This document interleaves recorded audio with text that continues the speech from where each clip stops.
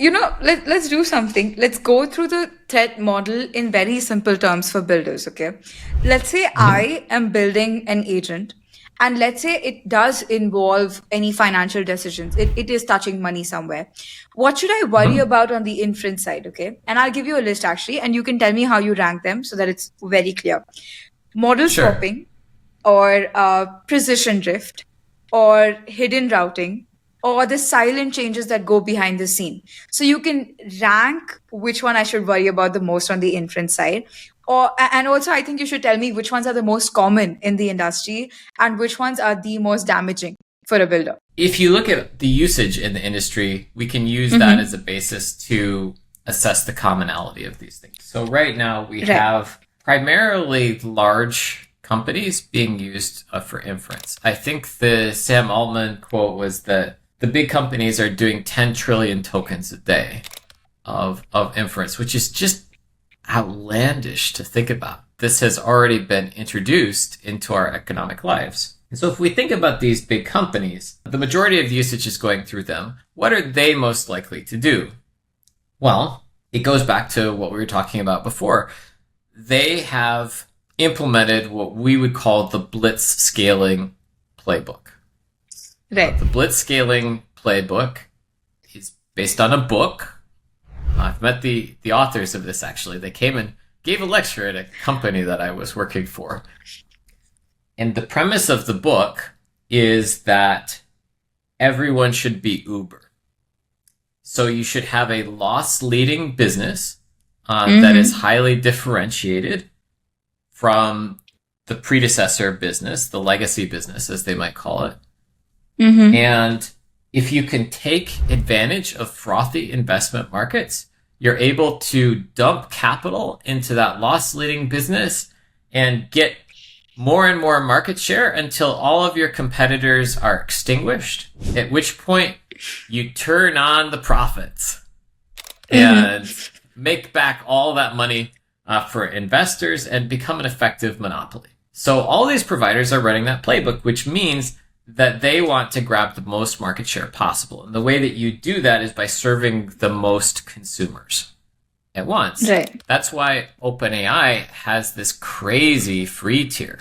I'd have to check my numbers, but I think they have like 100 million paying customers and like 600 million customers who are not paying. And that is simply because they want to be a verb. They want to be the AI on the tip of everyone's tongue, top of mind for consumers and for businesses. And they're willing to lose tons of money to just get that mind share. No, but it is working in some way, because when college students reference AI, they say ChatGPT.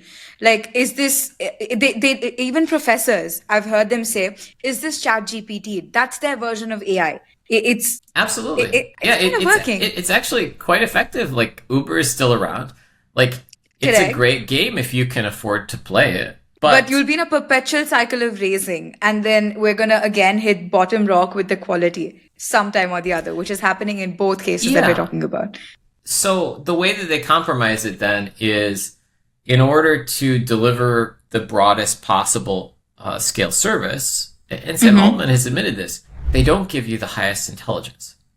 They give you the least intelligence that they can get away with, that will cause you to continue to subscribe to their service and not quit. So that GPT-5 autorouter was posed to us as something that was going to simplify the consumer experience. And in fairness, their model naming conventions were awful. Let's just acknowledge that up front. But the simplicity of the consumer experience was just a fig leaf for giving you dumbest model we can at any given point. Maybe it's based on the complexity of your actual query, or maybe it's just based on their capacity at any given moment. They're not transparent about it, and they reserve the right to give you a different experience based on their own internal environment and state. So that is overall the most likely thing that will happen is that they will compromise the quality of reasoning and thinking and agentic acumen that you get as a consumer in order so that they can serve the broadest possible customer base. And like you said, they're even running out of compute. We talked about this before. It's a real problem, compute scarcity. But Travis, I have one question for you regarding this compute scarcity, which is it's very confusing for people right now to understand what metrics to even track when all of these frontier labs are very limited with their technical capacities, right? Should they be listening to some metric like these many dollars per 1 million tokens? Or P95 latency, or uptime? What are the words? Or time to serve, or underload? What are the metrics that these people who are using these labs need to track? What are the keywords, golden words? Of course I'm biased here, but I would say availability and reliability of what? If you don't know the model that you're getting at any given point, what does any of this matter? Because what you've been fed is a series of benchmarks that say that the model has certain knowledge, reasoning, and instruction following capabilities.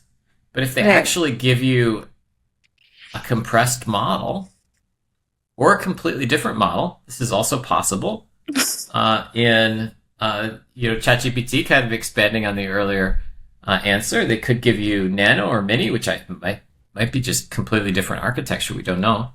That's going to impact you, no doubt. Like if it's your lawyer, if you're getting legal advice from this, it could give you something that is not going to hold up in a court of law, or that is, subpar as compared to the advice that somebody else is getting. If it's a business decision where you're assessing a new market and coming up with a strategy, it could point you in the wrong direction because it's just not as smart. Or because it's inherently a dumber model. Like anything that you do economically that relies on you having a trusted advisor with a certain amount of intelligence is compromised in that moment. Right. And so, we can talk about the metrics. For me, I think that they are availability and reliability first and foremost. But those are built on top of verified provenance. Inference. Got it. Yeah.